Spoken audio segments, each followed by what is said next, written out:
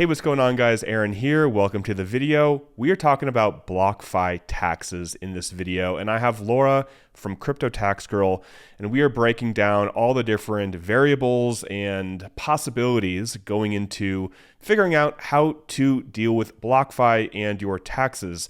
Now, some of these are similar to Celsius, some of them are specific to BlockFi, and we'll go over the details there. And we talk more about working with her in this video. But if you know you want to get on her list because she is insanely busy, I will include the link for you to do that below. And one thing that is super important to do, the next BlockFi payments are coming in through Coinbase if you live in the United States. So you have until August 31st, so just a couple of days as of the day I'm recording this, in order to get your email, your last name, and your date of birth to match up with what you had on BlockFi. So your Coinbase last name, email, date of birth has to be the same as what you did with BlockFi, because that is how they are going to send you your final payment, which will bring you to 100% of your claim, unless you're in the convenience class, and then you are not getting anything else. But for everybody else in the United States, it will be coming through Coinbase. So you definitely want to make sure that you get that set up. So if you'd like to do a consult, or if you know you want to work with them and you want to get on their list immediately, I'll include all that information below for you guys. So I hope you enjoy the video, hope you learned something, and I hope this video helps you take care of your BlockFi taxes and your entire crypto taxes in a way that is more enjoyable and easier for you. So thanks for watching and enjoy the video. Welcome to the video, everybody. Today we're going to talk about BlockFi and how to do your taxes. And with me is Laura from Crypto Tax Girl. So welcome to the video. Hello, thank you. Happy to be back. Thanks for having me. It's been too long. Yeah, it's been a busy year. We've been doing a ton of Celsius calculations. If you saw that video before, we walked through all the different losses that you could do with Celsius. And now BlockFi is doing their distribution. So we just thought we would make a video going over what type of losses are available, what the distributions are going to look like, because they announced in July that they're going to do those distributions. And I've had clients reach out to me with questions about it. So I'm sure there's other people in that same boat. And I just created a few examples, and we'll talk through the tax implications, what year to recognize it, if it's a gain or loss, what type of loss. Thankfully, it's a lot more simple than Celsius. So hopefully this video isn't as long and complicated as the other one, but just wanted to kind of walk through some examples so that if anyone has questions, they'll know how to treat it. Where would you like to start with this? How would you like to break this down? Okay, so I guess let's just walk through, if you're not familiar with what's happening with BlockFi. Basically, in November 2022, that's when they declared bankruptcy. And since then, it's kind of been a big question mark as to what you're going to get. And earlier in the year, some people got distributions. I think they were 27.4% if you're in the US, and then there's different percentages if you're in convenience class or outside the US or inland. But most people got that 27.4% back based on the value in November 2022. And then now, at the end of July, they sent out a tweet saying that they're going to do 100% distributions. So again, this is 100% of your claim value. In November 2022, the value of crypto was a lot lower than it is now. So like Bitcoin, for example, the price was $16,206 and ETH was 1,167. So we're filming this at the end of August 2024. So prices are a lot higher now. I was looking at some, like Solana was like $13. So similar to Celsius, they also had pretty low bases, but these are even lower than the Celsius ones. And so whatever you were holding on BlockFi, they sum that all up and times it by the value of everything on November 28th, 2022. And that's what they say they owe you. So if you had like one Bitcoin, they say, okay, we owe you $16,000. Even though Bitcoin today is worth like $62,000, they don't owe you $62,000. They owe you 16 per like the way the bankruptcy worked out. So that's kind of where BlockFi is now, and they're doing 100%. So it's not like in Celsius where you're getting, a portion. So you're getting 72.8%, and it's a mix of Bitcoin, ETH, and stock. And, there's more that might come, but we're not 100% sure. It's all just everything at once. You're getting it now or never, and that's the end. And then also, I guess if you were in the convenience class, then you're only getting 50% of your distribution or 50% of your claim as a distribution. And so that's also the end. There's also a loss available for that other 50% that I'll go over, but that's kind of all there is for that one. Yeah, just to summarize, we have our claim, and that's how much coins you had multiplied by the price as of November 28th. Convenience class, you're not getting anything else. So, but if your claim was above $3,000, you're going to be getting the entirety of your claim, 100%. Yeah, and I believe they said, they sent that message out end of July, and they said the distributions will come over the next 90 days. So we're like already a month into it, and I don't know very many people that have gotten them. It sounds like maybe you haven't either. So we're still waiting, but they should be there by, I guess, end of October. That would be like the end of the 90 days. For USA residents, you have until August 31st to set up your Coinbase account. So your next distribution, your next and final distribution, will be through Coinbase. If you don't have a Coinbase account, right, get one.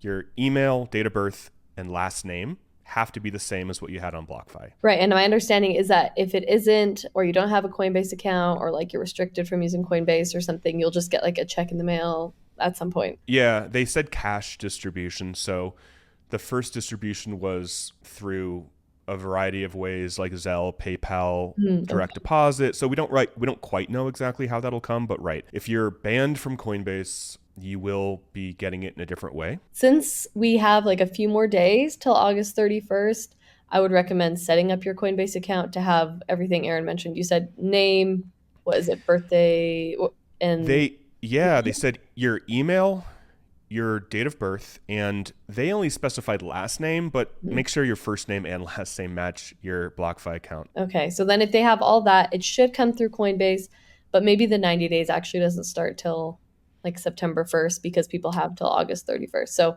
I don't know. This could kind of go out till the end of the year. Hopefully it'll be wrapped up before like December 31st. But in this last quarter, this is when people should start getting those distributions, it seems like. And then the distributions, from my understanding, should be, I know previously they've done USDC, and it seems like that's how most people are getting it. But then on the Coinbase and BlockFi like information page, it says you might also get them in Bitcoin and ETH. So that also might be an option. Again, we don't know how the breakout will work, how they decide who gets Bitcoin or ETH or USDC, but I'll walk you through examples of all of them so that you kind of know what to do if you're in whatever situation. For the second payment, they will be at market prices.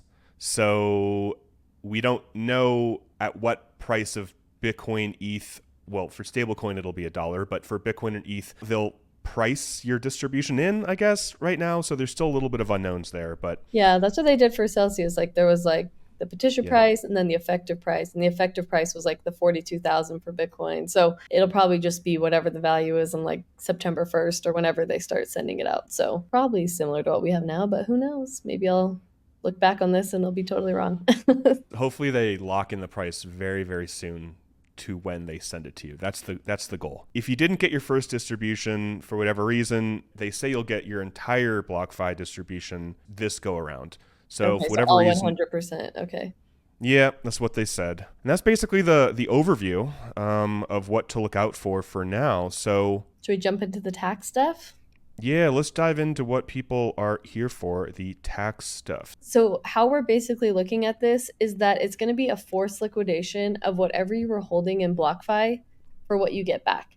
So if you were holding one Bitcoin, like I was talking about earlier, and then now you get back $16,000, it's basically like you were just forced to sell your Bitcoin at the value it was in November 2022, or any of your assets. Whatever the value was November 2022, you're forced to sell at that price. It's just a forced liquidation. What you get back is just the proceeds, and then your cost basis is unknown. You know, everyone has a different cost basis. Some people bought Bitcoin at $1,000 a Bitcoin. Some people have Bitcoin at $50,000 a Bitcoin. So your gain or loss is just so dependent upon your cost basis. So I'll walk through some examples, and you'll see the actual calculation is pretty easy and straightforward. But the big thing that's going to be up in the air for anyone with BlockFi or any of these other exchanges that are going through bankruptcy proceedings, the number one thing you need to know is what your cost basis is. So if you know that, great. Like let's say you just bought it on Bitcoin, transferred it to BlockFi, super easy. But if you're like, oh, I think I got that by selling an NFT, and before that was in DeFi, and I traded over here, and then it was in liquidity pool, like what your cost basis is could be, a little bit complicated to figure out. And maybe you need to clean up your crypto transaction history for multiple years. Maybe you need to file amendments. Like, we file probably as many amendments as we file current year tax returns. So if you're like worried that if you work on this or do this calculation, take this loss, that means you now have to clean up all your previous crypto stuff, like, no worries. That's what we help almost every single client with, is not only the current year, but the previous years as well. And we can totally help with that and help you figure out your cost basis if you don't know it. So these examples, obviously the cost basis is determined, but if you don't know it, we can help you with that. One more thing I'll say about BlockFi that's different from Celsius, if you listen to any of the Celsius videos, is BlockFi is not eligible for a Ponzi loss because there was no indictment of like fraud or embezzlement or anything like that. It was more just like the SEC giving like a slap on the wrist for not being compliant in some of the things they were doing, but there was no intentional fraud or anything like that that they were charged with. So it does not qualify for that Ponzi loss. So that means anybody that has these BlockFi distributions, you're not going to report this until you file your 2024 tax return. So that's next year. You file your 2024 taxes in 2025. So you don't need to worry about it now. So in this example, this person A, so we'll go through different people. This person A, they had 10 ETH on BlockFi. And so they purchased it June 10th, 2021 for $2,500 per ETH. They had 10 ETH, so that means their total cost basis was 25,000, 10 times 2,500. And that's what they had put in there. It went bankrupt. It's just been sitting there. And then now they're getting their distribution. And the price on November 28th, 2022 per ETH is $1,167.24. So if you times that by 10, because they had 10 ETH, $11,672.40 is what BlockFi owes them and what they're going to distribute. So if they just get it in USDC, and I know some people got like 27.4% previously, and then now they're getting the rest. Just for simplicity, I did it all as if you're getting 100% now, because it all happened in 2024 anyways. It's all in the same year. But if you had like the two, you'll just have to prorate it. So, do 27.4% at one point, then the 72.6% another transaction. But in this case, I'm just going to do them all as one to make it a little bit easier to understand. So in this case, you can see that right below that screenshot, that's like the journal entry you would make. So you sell 10 ETH for $11,672.40. So even though that's not the price of ETH I put it as July 25th, 2024 for now, because that's like that was the day when BlockFi said that they were going to do the distribution. But that could change. Like, you could put September 1st or whatever. Again, it's all in 2024, so it doesn't really matter what date you do. But that's obviously not the price of ETH on July 25th, but that's what they ended up getting. It was a forced liquidation. And I put it as of July 25th because even though it happened in November 2022, it wasn't known what you were going to get back at that time. Now in July, when they said we're giving back 100%, that's when the transaction's happening. That's when the forced liquidation's happening, and they're actually giving you back in return something that they were holding. So they get to keep the 10 ETH. Unfortunately, you get the $11,000. So sell 10 ETH, buy 11,000. That's like the journal entry you would use. And then if we go to the next page, this one is the 8949. So this is where you report crypto on your tax return. So this is on the second page of the 8949 where you report long-term transactions, because that ETH was purchased in 2021 and then now it's being liquidated in 2024. So it qualifies for a long-term transaction. And really it's just the proceeds on there is the 11,000. That's what you got. Your cost basis is the 25,000. That's what you originally bought it for. So you have like a $13,000 loss. And most people, I feel like their cost basis is going to be higher than what those values were in November 2022, just because those values were so low. But if you were in like really early, like 17 or 18, or, you might have a lower basis. So you actually might result in a gain, and I'll show you an example of that. But most people, I think, will have a loss from this. You would have obviously rather had the ETH than the loss, but there's some slight silver lining for you. So this one's the exact same, except for, like I said, this person purchased their 10 ETH at a way lower cost basis. So they bought it February 1st, 2020, like right before COVID. So price was about $200 each. So their total cost basis was only $2,000. So you can see everything else is the same. So it doesn't matter what they bought it for. they're still getting the 11,672, but their cost basis was only 200. So if we go to the next slide, that's where we'll see the impact there. So you can see everything's the same. The proceeds are 11,672, but the cost basis is only 2,000. So this actually is going to result in a gain, which this one really stings because you lost 10 ETH. You only are getting 11,000 to show for it, and you now have a gain of 9,672. So I really feel for the people in this category. It doesn't matter that 10 ETH right now is worth 25,000 or anything. It's just because your cost basis was so low. That's how you have to calculate this. The one thing I will say though, for clients that do have lower cost basis, is sometimes we'll run alternative accounting methods for them. Like instead of using FIFO, where it always pulls your oldest ETH and it'll take your lowest cost basis, we'll do like HIFO, where it'll take your highest cost basis ETH. So even though, yes, you did have some ETH you have purchased at $200 per ETH, you also had some ETH you purchased at $1,500 or $2,000 per ETH. And so if we pull those, that can create a loss or decrease your gain. The only thing is that the purchase date of that ETH needs to be before November 2022. Like you can't take a loss on something you bought yesterday and be like, oh, I'm just going to use that ETH towards it. Like you have to have purchased it before BlockFi shut down. And so as long as you have any ETH purchased before November 2022, we can use alternative cost basis methods. So there's a little bit of flexibility here. That might change in a few years with the new tax laws coming up with the 1099 DA. And I know I could talk about that forever, but for now you're allowed to use like a universal FIFO and kind of use a specific identification method to choose your cost basis. So we've done that for a lot of Celsius people to help them maximize their losses, or, kick it down the road, defer it, depending on what their personal situation is. It kind of depends for people. Because, obviously you would think I want to maximize the loss, but let's say this person has like a bunch of losses from stock or something else. They might actually want to take the lower cost basis ETH and just recognize the gain so they can keep their other ETH for like future sales and create losses or decrease their gain in that way. And this is a long-term gain, so it's not as bad. It's taxed at lower tax rates. So it really just depends on everyone's situation. Like, especially if crypto is your only source of income, a long-term capital gain could potentially be taxed at like 0% if you're up to a certain income level. So if you're unsure which way we can go, I can obviously consult with you on that. Okay, so person C, this one's like super easy. Last time when I did Celsius, I didn't do any USDC examples, and then a lot of people had like stable coins that they had questions about. So this one's super easy. You had 10,000 USDC, obviously it's purchased for $1. The value November 28th, still $1. So it's just a sale of 10,000 USDC for 10,000 USDC. So in this case, anyone that was holding a stablecoin, they're going to get back exactly what they had.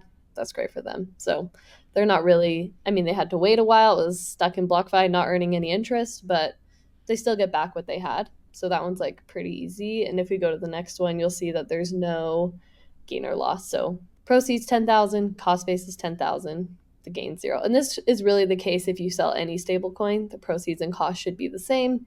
The gain will be 0. Okay, so this one is if you receive Bitcoin back. So there's, some hypothetical here. Don't use this as like exactly what you should base yours on. But you had one Bitcoin purchased for $49,000. So like a pretty high cost basis. And then the value per the BlockFi distribution is only 16,000, right? 16,206. So if you were to get back, I did it based on a value as of September 1st. I just chose one that's kind of close to what we are now, 64,825. If that's the exact value on September 1st, I don't know, maybe I know something that you don't. But if that was the case, they would pay you back 0.25 Bitcoin, because 0.25 times that 64,000 is equal to the 16,000 that they owe you. Because they owe you 16,000, 0.25 on that date, potentially, will be worth about 16,000. So they would pay you back, even though you had one Bitcoin, they pay you back 0.25, and they're like, okay, we made you whole because the market price on 2024 is worth that 16,000. So here you go. So if that's the case, you'll actually have 2 journal entries, because you could, there's a few different ways, but kind of how I like to treat it, you could do like a sale of your Bitcoin for $16,000 and then sell $16,000, buy 0.25 Bitcoin. But how I like to treat it to try and reduce the tax impact is treat anything that you get back in kind as a withdrawal. So you get to withdraw the 0.25 Bitcoin because you had one in there, but then you still have that remaining 0.75. Like, what do we do with it? You're never going to get it back. It's not like Celsius where it's just hanging there. Like, am I going to back? Am I not going to get it back? It's just, you're never going to get it back. This is the end of the BlockFi distributions. So you can just write off that full amount as a loss. So the 0.75, 0 USD is the other side. So you get nothing in return. This is called a worthless investment. You are holding something on a platform with the intention of, like, it was for investment purposes. You were hoping to make investment income or have it go up in value. It's a loss. So even though Bitcoin obviously isn't worth nothing, you got nothing back in return for that investment you made. So it's a trade for $0. So here's that example. So part of it is withdrawn. So that one, just you'll keep your original cost basis and your original holding period on the 0.25 Bitcoin. And then the 0.75 is all written off. So here they would get a $36,750 loss. And if this was your only transaction for the whole year, as you may or may not know, you're limited to only taking $3,000 of capital losses per year, net losses. So if you have no other gains to net it against, you're limited to only $3,000 per year. So then 33,750 would roll forward to next year, basically meaning that your next $33,750 of capital gains are like tax-free. So if you hold that 0.25 Bitcoin and it goes up 10x and then you decide to sell it at that point, then you could use this loss to offset that gain.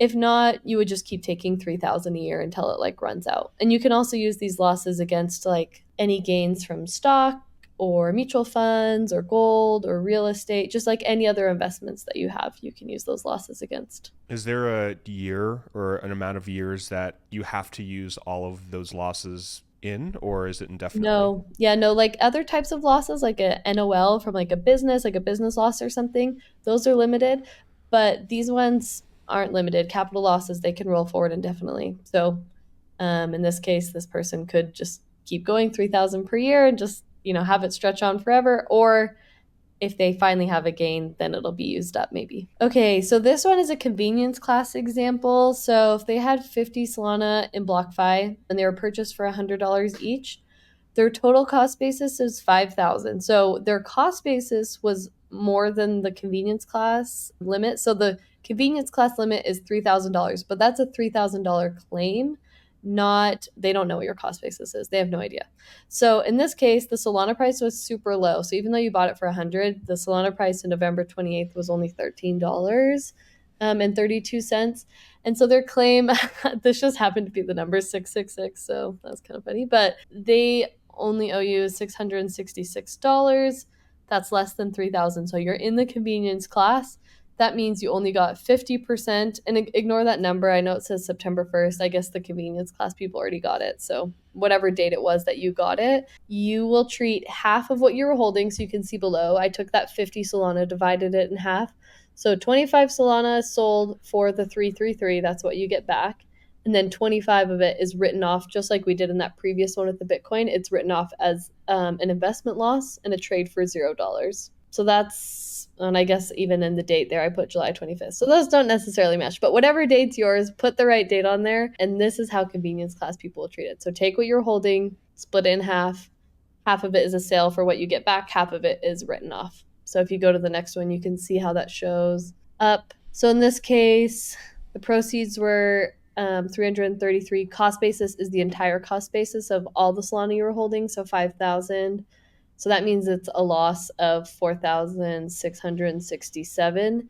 And because they're never going to recover the other 50%, we write off the whole thing. If there was like, something saying, okay, you're going to get 50% now and 50% might come later, they couldn't write it off yet. If there's any chance of recovery, you can't write it off. But in this case, there isn't. They said that's all you're getting. So you can write it off in that year. Yeah, that's all the examples I had. Hopefully that covers the majority of people's situations. Yeah, I can't really think of other situations that wouldn't cover. It's certainly a lot more straightforward than Celsius, that's for sure. My goodness. Yeah, I mean, if you're holding multiple things, it obviously gets a little bit more complicated. If you had Bitcoin, USDC, ETH, and Solana, and Cardano, and you had a bunch, we'd have to list them all out and then figure out what all the prices are and what they're sold for. But it's not too bad. Compared to Celsius, it's so much easier. Right. So as of this video, right now, we don't know how they're going to pay you. So yeah, there still will be some calculations, or a lot of calculations to figure out regarding obviously the cost bases of everything that you had Yeah, that's the inside of biggest BlockFi. one. Yeah. Yeah, so whether that's really simple for you and it's like you had your purchase on one day and it's Yeah. very easy to find, or if you need to go back and dig in the weeds of the last couple years to find that, right? That'll determine how long and how kind of complex this could take. And then what they pay you. So if they pay you, we don't know if they're going to pay you all in Bitcoin, all in ETH, all in stablecoin, or a mix of all three. We just don't know. So. Yeah, regardless of what you get, there'll be some sort of forced liquidation. You just need to figure out the prices and how to enter it and stuff. But those examples should hopefully kind of cover most of it. Mm-hmm. So if you feel like your situation is super simple and you're like, okay, calculating it on your own, you can just use those examples and hopefully that helps. If you want any help with this calculation, or you need help figuring out your cost basis, which is that big part of the calculation, I would be happy to help, of course. So as I said, we don't take the loss on this until your 2024 tax return. So you don't have to worry about it until like 2025, really, is that's when you start filing your return. Your return's due April 15th, 2025. So we still have 8 months away for you to need to worry about this. But it's always good to, get in earlier than later, especially with me, because we get super booked out. Like right now, we're probably booked out till like February or March of next year. So if you'd like to work with us on your BlockFi calculation, or, Celsius, or I think Voyager and FTX are going to start doing distributions, and I can help you with those next year. Whatever you need help with, or just your normal crypto calculations or tax return, feel free to reach out. My email is laura@cryptotaxgirl.com. Just let me know that you came from Aaron, and I'll give you $100 off your bill.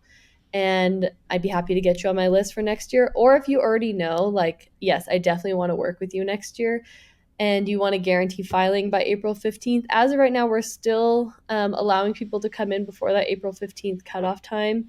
If you go to cryptotaxgirl.com/Aaron, there'll be a link there, and you can click on it, pay a retainer, and you'll get automatically added to our list. But if you have questions or you want to set up a call or anything like that, you can email me. I guess also too, you can put this all below, but if you go to cryptotaxgirl.com/call, you can set up a call where you can talk through your situation and we can answer your questions as well. So whatever works for you, but I would just recommend getting on the list kind of as soon as possible, because last year, as of March, we closed our book. We weren't accepting clients for the rest of the year. So the sooner the better is what I would recommend. I'll include all that information below for you guys, all the links. And if you just want top tier professional help with your crypto taxes and you don't want to mess around and try to figure this out on your own, you can just become a client essentially, and I'll include that information below for you guys. So that's it. Great to have you on. Thanks. Yeah, the only other thing I'll say is, if you're listening to this and you were also in Celsius, just a reminder, you only have until October 15th to file the Ponzi loss. If that was the route you wanted to go, after October 15th, you cannot take the Ponzi loss anymore. So we are, like I said, not really accepting clients anymore this year, but if you have an urgent Ponzi situation next month, depending on how many I get out the door in the next few weeks, I might be able to sneak a few more in. So just send me an email if you feel like you're in that crew. But the majority of my clients are taking the capital loss on Celsius. And so if you also are in Celsius and you haven't done anything yet, I wouldn't be too worried about potentially missing out on this Ponzi loss. The majority of people are doing the capital loss. And in the end, it's the same loss either way. It's just accelerated or decelerated a little bit. If you also are in BlockFi and Celsius, you kind of had double bad luck, feel free to reach out to me about Celsius too, and I'd be happy to catch you up or get you added to our list for next year. All right. Well, that is it for the video. Thank you so much for coming on. And I'll see you soon. We'll record more and we'll keep everybody updated on everything tax related. So thanks again, Laura. Good. Yeah. Thanks for having me.